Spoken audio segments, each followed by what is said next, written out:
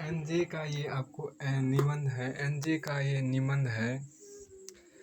इसमें बहुत अच्छी बात आपको यह है, एनजे का ये निबंध पार्ट 2 है। इसमें आपको देखिए जो आपको पेपर 2 होता है निबंध का, वो देखिए हिंदी का। शिक्षा अपने अज्ञान की प्रगतिशील खोज है। तो एजुकेशन इज़ द प्रोग्रेसिव, इसका ये मतलब ऑफ देखिए यहाँ पर आपको टॉपिक है, शिक्षा अपने अज्ञान की प्रगतिशील खोज है। शिक्षा अपने अज्ञान की प्रगतिशील खोज है। Education is the progressive discovery of self ignorance. Education is the progressive discovery of self-ignorance. Education is the progressive discovery of self-ignorance. Education is the progressive discovery of self ignorance. शिक्षा, इसका ये मतलब है कि शिक्षा अपने अज्ञान की प्रगतिशील खोज, अपने अज्ञान की प्रगतिशील खोज है।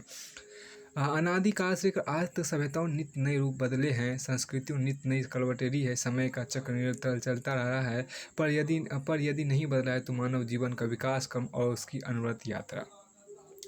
परिवर्तन, देखिए परिवर्तन और विकास प्रकृति के शाश्वत नियम है। परिवर्तन और विकास प्रकृति के शाश्वत नियम है। के सिद्धांत, यहाँ देखिए के सिद्धांत, यहाँ देखिए के सिद्धांत के अनुसार आठवीं, देखिए यहाँ पर के सिद्धांत के अनुसार आठवीं आदिम युग, देखिए के सिद्धांत के अनुसार के सिद्धांत के अनुसार आठवीं आदमी के सिद्धांत के अनुरूप, यहाँ पर के सिद्धांत के अनुरूप सिद्धांत के अनुरूप भी आदिम युग से शुरू कर आज मशीनों के युग में प्रवेश कर चुका है।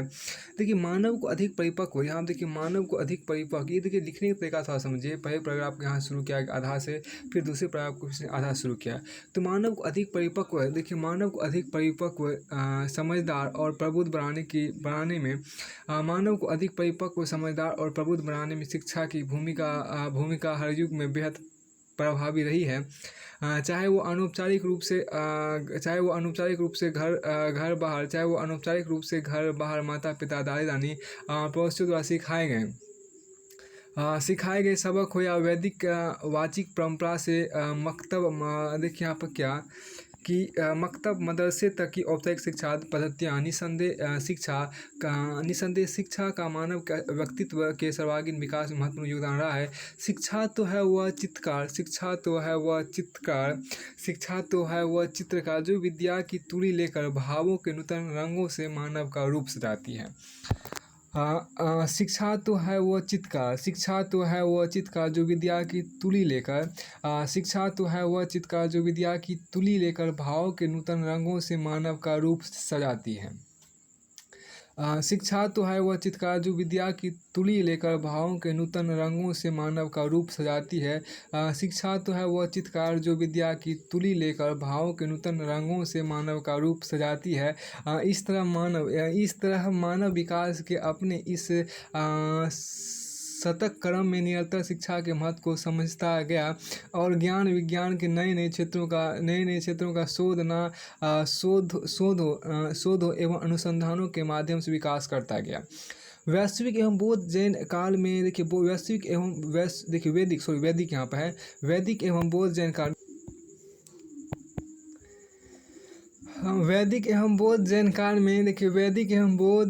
काल में हुई शैक्षिक प्रगति के इस क्रम का विकास मध्यकाल में विदेशों से सांस्कृतिक संपर्क से होते हुए आधुनिक नवजागरण तक पहुंच गया। विशेषकर भारत में विलियम जोन्स की एशियाटिक सोसाइटी, कलकत्ता का fort Williams college, Mayo college, Fergusson college और बम्बई कलकत्ता एवं मद्रास के विश्वविद्यालयों के रूप में ज्ञान विज्ञान के नवीन केंद्र स्थापित हुए। प्राचीन भारतीय ग्रंथों के अंग्रेजी में अनुवाद और भारतीय पाश्चात्य संस्कृति के संपर्क से ज्ञान के नए स्रोत का विस्तार हुआ। आधुनिक शिक्षा के प्रसार के साथ साथ भारत में राजा राम मोहन राय, ईश्वर चंद्र विद्यासागर, विवेकानंद, केशव चंद्र सेन आदि समाज सुधारकों के साथ सामाजिक कुरीतियों पर कुठाराघात की शुरुआत हुई। पूर्व और पश्चिम के ज्ञान विज्ञान सभ्यता संस्कृति के सतत संपर्क के बाद धीरे धीरे यह बात समझ में आने लगी कि ज्ञान का विस्तार अनंत है और ज्ञान विज्ञान को किसी देश, क्षेत्र या समुदाय विशेष की परिधि में नहीं बांधा जा सकता। पूरब जहाँ पश्चिम द्वारा ईजाद किए गए अनूठे आविष्कारों, तकनीकों, ग्रामोफोन, रेडियो, टीवी, हवाई जहाज, इंजन आदि को देख कर हैरान था, तो पश्चिम पूरब की प्राचीन सांस्कृतिक विरासत, कला, स्थापत्य, साहित्य, आयुर्वेद, योग, धर्म, दर्शन को देखकर दांतों तले उंगली दबा रहा था। ज्ञान विज्ञान के क्षेत्र में निरंतर नए नए और उन्नत शोध विश्व भर में हो रहे हैं, और हर शोध एक नए प्रगामी शोध की संभावनाओं को उद्घाटित कर रहा है। ऐसा प्रतीत होने लगा कि हर नई खोज में आगामी एक और बेहतर खोज के बीज छिपे हैं। यहाँ देखिए सुकरात ने इस मर्म को सदियों पहले समझते हुए कहा था कि मैं ज्ञानी इस अर्थ में हूँ कि मैं यह जानता हूँ कि मैं कुछ नहीं जानता। बहुत अच्छी बात। सुकरात ने इस मर्म को सदियों पहले समझते हुए कहा था कि मैं ज्ञानी इस अर्थ में हूँ कि मैं यह जानता हूँ कि मैं कुछ नहीं जानता। इसका सीधा सा अभिप्राय है कि हम शिक्षा और ज्ञान के विकास के साथ जैसे जैसे बौद्धिक चेतना के सोपान चढ़ते हैं, हमें निरंतर अपनी अकिंचनता, लघुता और अल्पज्ञता का बोध होता जाता है। शायद इसलिए गांधी ने आह्वान किया था कि हमें अपनी खिड़की दरवाजे आने वाली हवाओं के लिए खुले रखने चाहिए। यह आकार नहीं था कि ब्रह्मवेद मतलब कि ऋग्वेद के ऋषि चारों दिशाओं से शिक्षा और ज्ञान को आमंत्रित कर रहे थे। आओ ना, देखिए यहाँ पर क्या आ नो मद्र कर्तव्य यंतु विश्वत, ऐसे यहाँ पर कहा गया था। देखिए यहाँ पर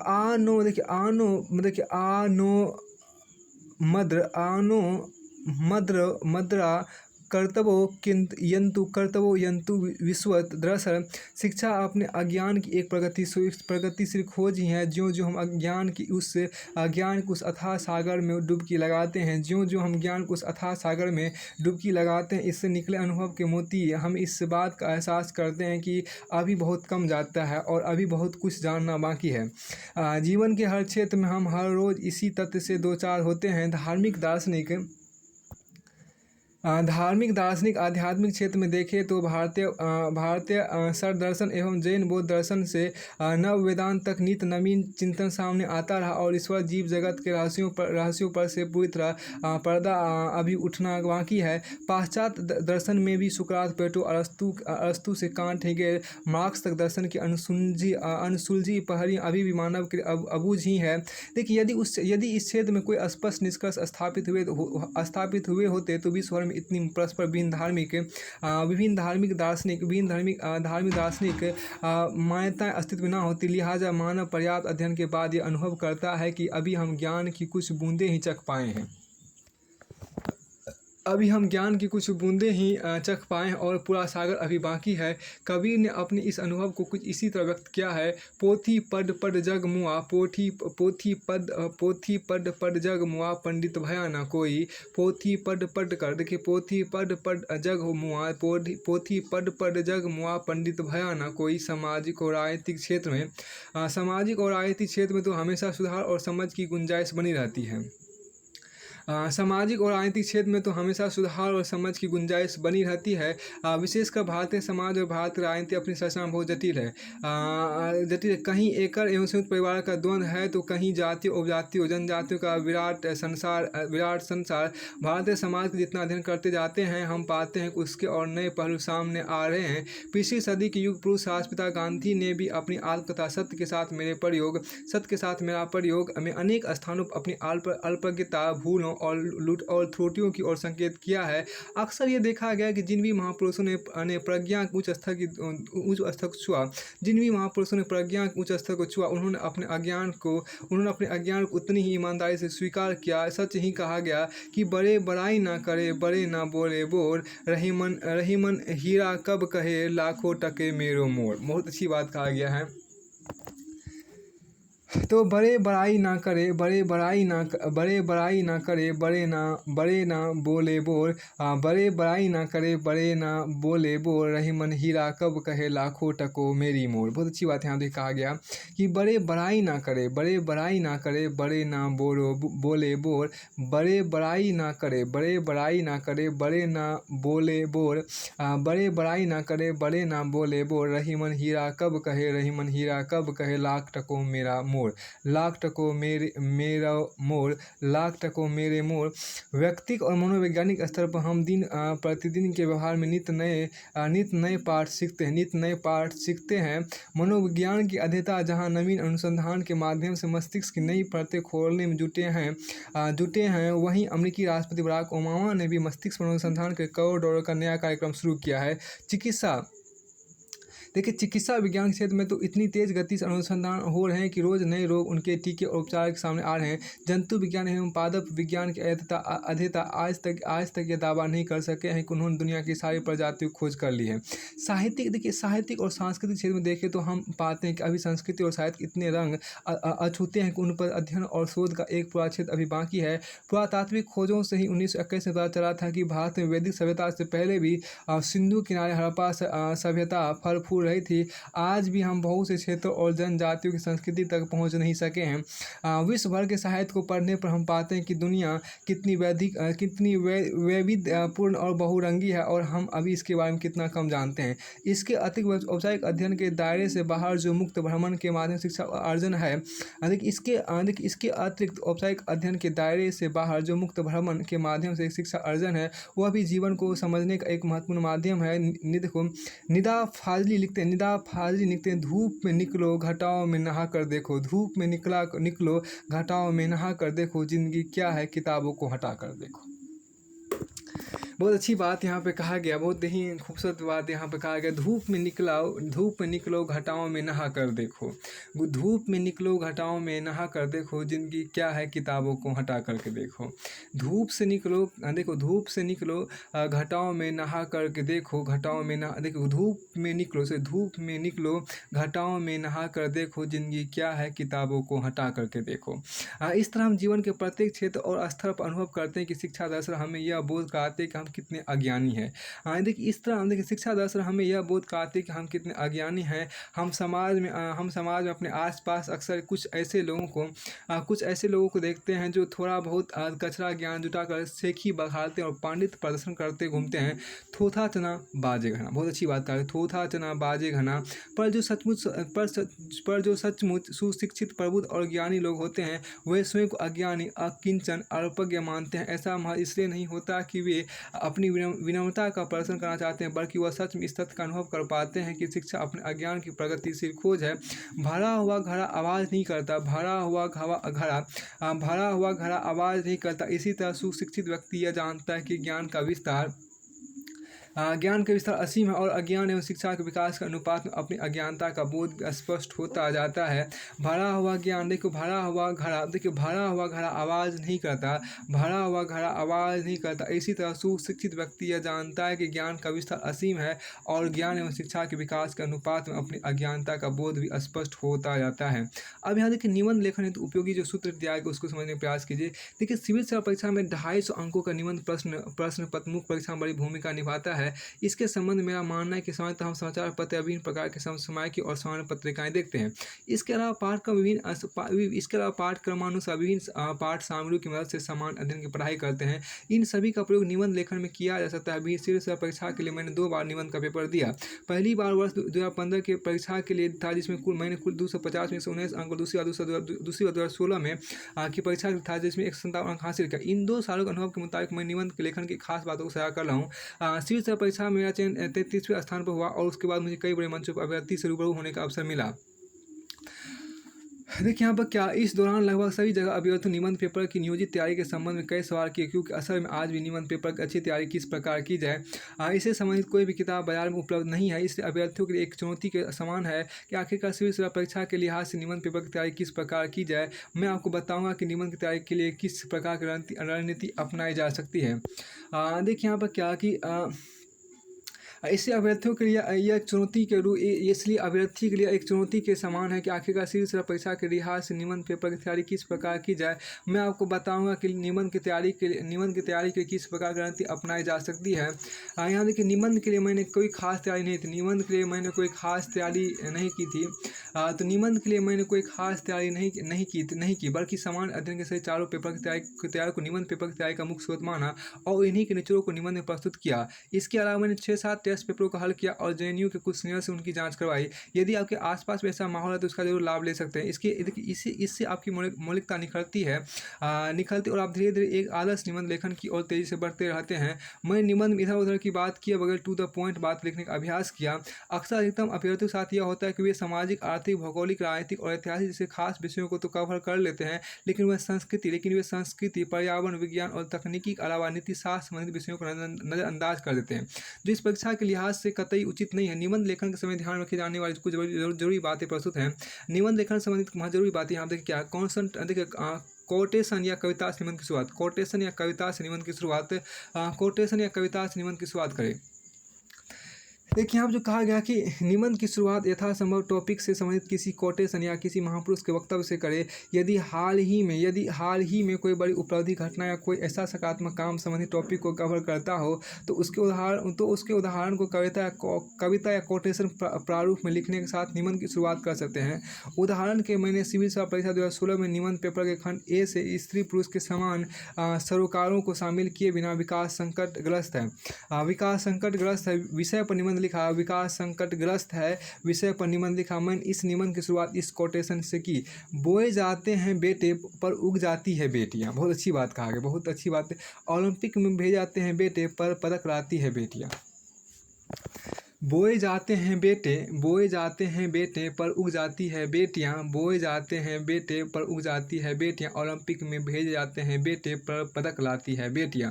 क्योंकि उस दौरान ओलंपिक खेल संपन्न हुए ही थे और काफ़ी चर्चा भी थी। इन ओलंपिक खेलों में भारत की 2 महिलाओं ने पदक हासिल किए थे। उनका प्रदर्शन पुरुषों की प्रदर्शन की तुलना में काफ़ी अच्छा था। यह मेरे निबंध के टॉपिक से पूरी तरह संबंधित था, इसलिए मैंने इस निबंध की शुरुआत इस कोटेशन से की थी। इसे ध्यान कि निबंध की शुरुआत संबंधित टॉपिक से जुड़े किसी खास घटना का उल्लेख करते हुए करें। देखिए टॉपिक इतिहास और उदाहरणों का उल्लेख। देखिए निबंध लेखन में संबंधित टॉपिक की पृष्ठभूमि और महत्वपूर्ण उदाहरणों का बहुत महत्व है, इसलिए निबंध लेखन में इतिहास उदाहरणों का प्रयोग जरूर करें। सिविल सेवा परीक्षा, यहाँ देखिए सिविल सेवा परीक्षा 2016 में मैंने खंड ए से स्त्री पुरुष के समान सरोकारों को शामिल किए बिना विकास संकटग्रस्त है विषय पर निबंध लिखा। इसलिए इसमें मैंने महिलाओं संबंधित लगभग सभी पहलुओं को संक्षिप्त में स्पष्ट किया। उदाहरण के तौर पर धार्मिक पहलू के तहत महाराष्ट्र के राजस्थान आदि राज्यों में उन दिनों महिलाओं को मंदिरों में प्रवेश न देने की घटनाएं हुई थी और यह मीडिया के बीच एक बार चर्चित मुद्दा बना था। इसके संदर्भ में मैंने अपने निबंध में बताया था कि 21वीं सदी की महिलाओं को आज भी किस प्रकार की मानसिकताओं जूझना पड़ रहा है। इस प्रकार आप निबंध में विभिन्न पहलुओं को शामिल करें, यानी निबंध लिखने से पहले 5 मिनट के चिंतन दौरान यह चिंतन कर ले कि निबंध किन किन विषयों को टच करता है। इसके बाद इसे प्रारूप में क्रमबद्ध तरीके से लिखते चलें। सकारात्मक और नकारात्मक दोनों पहलू को बताएं। सकारात्मक और नकारात्मक पहलू दोनों को बताएं। सकारात्मक और नकारात्मक दोनों पहलू को बताएं। देखिए किसी भी निबंध आपका एक तरफा रवैया आपके बनावटीपन को प्रदर्शित करता है। देखिए निबंध पेपर में किसी भी विषय पर लिखते समय उसकी सकारात्मक बातों को सीधे तरीके से बता देनी चाहिए। इसके अलावा नकारात्मक बातों को सुझाव या तर्क के साथ पेश करना उचित माना जाता है, जिसके तहत कमी के साथ साथ सुधार के अलावा सुधार के तरीकों की बात आसानी से स्पष्ट की जा सकती है। इससे निबंध में आपकी मौलिकता प्रदर्शित होती है और आप अच्छे अंक पा सकते हैं। देखिए इधर उधर की बातें ना लिखें। देखिए निबंध में इधर उधर की बातें लिखना आपके कम अभ्यास को दर्शाता है। इसे निबंध की मूल भावना से भटकाव भी माना जाता है। अक्सर कई अभ्यर्थी इस समस्या के शिकार रहते हैं कि उन्हें यह तक मालूम नहीं चलता कि निबंध लेखन का सही तरीका क्या है। ऐसे अभ्यर्थी शुरुआत अच्छी करते हैं, लेकिन जैसे जैसे आगे बढ़ते हैं वैसे वैसे निबंध के टॉपिक से बाहर आते चले जाते हैं और वे अंत में यह भी स्पष्ट नहीं करते कि आखिरकार संबंधित विषय के संबंध में आपकी राय क्या है।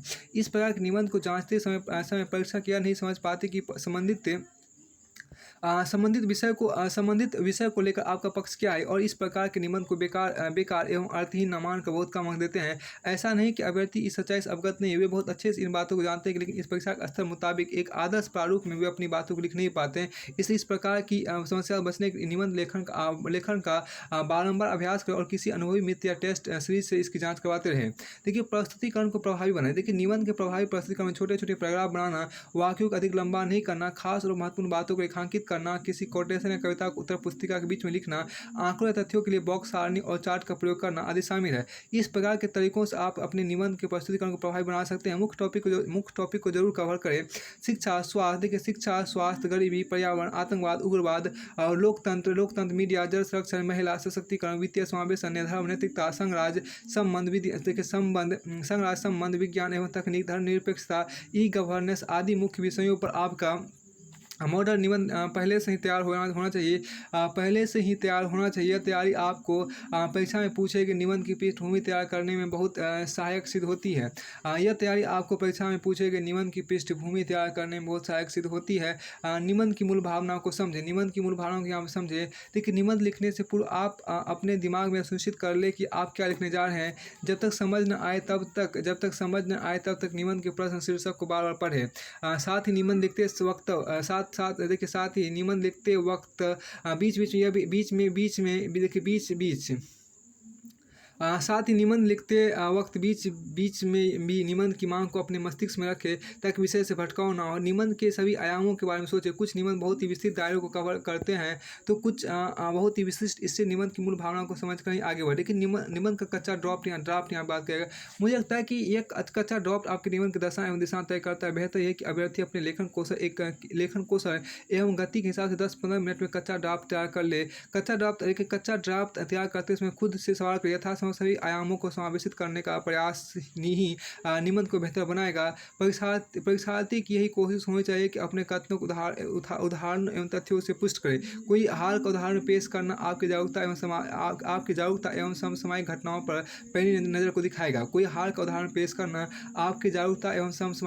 पैनी नज़र को दिखाएगा। अपनी भाषा पर पकड़ बनाए। सवाल है कि निबंध की भाषा कैसी होनी चाहिए। मुझे लगता है कि भाषा बहुत ही सहज होनी चाहिए। जिस प्रकार शीतल जल प्यासे के गले में सहजता से उतर जाता है, वैसे ही भाषा पाठक को बहुत बहते नीर से लगनी चाहिए। देखिए, वैसे ही भाषा पाठक को बहते नीर से लगनी चाहिए। हालांकि भाषा को अस्थिर बनाने में समय लगता है, इसलिए अभ्यर्थी अपने सहज अंदाज से निबंध लिखे तो ज़्यादा ठीक होगा। क्योंकि अगर किसी का अंदाज साधारण है और वह भाषा को विशिष्ट बनाने के बेतरतीब अलंकारों का इस्तेमाल करते हैं तो यह निबंध के साथ न्याय नहीं होगा। पाठ्यक्रम के निबंध में के विषय में स्पष्ट तौर पर लिखा गया है कि आप अपने टॉपिक इर्द गिर्द सभी आयामों को टच करते हुए लिखें। यथासंभव अच्छी लिखावट के साथ साथ भाषाई व्याकरण का ध्यान रखें। आपका भाषाई माध्यम हिंदी हो या अंग्रेजी, इसमें शब्दों का चयन और वाक्यों की बनावट अच्छी होनी चाहिए। छोटे छोटे वाक्यों का प्रयोग करते हुए जटिल शब्दों से बचते हुए लिखना बेहतर माना जाता है। देखिए, ज़्यादा अलंकार आभूषणों का इस्तेमाल शोभा को कम ही करता है। अगर अलंकारों का संतुलित प्रयोग कर पाएँ तो इससे बेहतर कुछ नहीं। उलझाऊ और जटिल वाक्यों से बचते हुए सरल सीधे सपाट वाक्यों का इस्तेमाल ही ठीक है।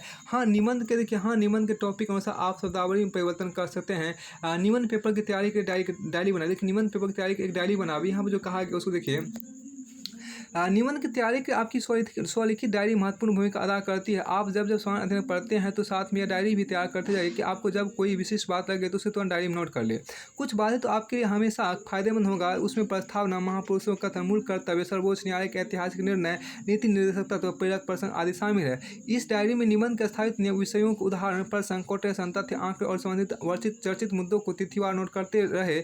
मैंने भी निबंध पेपर की तैयारी की डायरी बनाई जिसका मुझे लाभ मिला। अब निबंध की शुरुआत या परिचय की बात यहाँ पर की गई। एक बार कच्चा ड्राफ्ट लिखने के उपरांत सीधे ही निबंध के परिचय विचार करना चाहिए, क्योंकि आपके निबंध की कुंजी होता है और इसलिए परिचय को बहुत ही सावधानी से लिखना चाहिए। अब देखिए, परिचय तात्पर्य भी यही है कि आप अपने पूरे निबंध में क्या लिखने जा रहे हैं, उसका सार ही परिचय में है। परिचय लिखते समय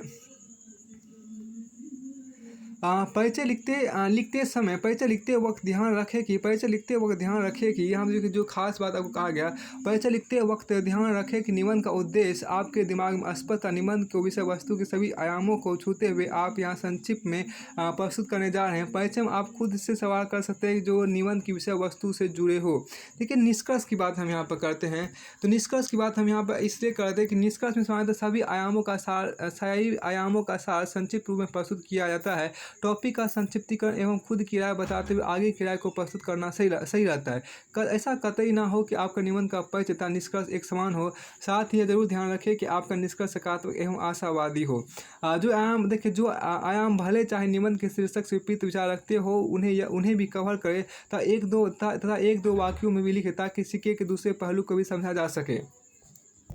अब यहाँ पे खास बात देखिए, यहाँ पे जो लिखा गया है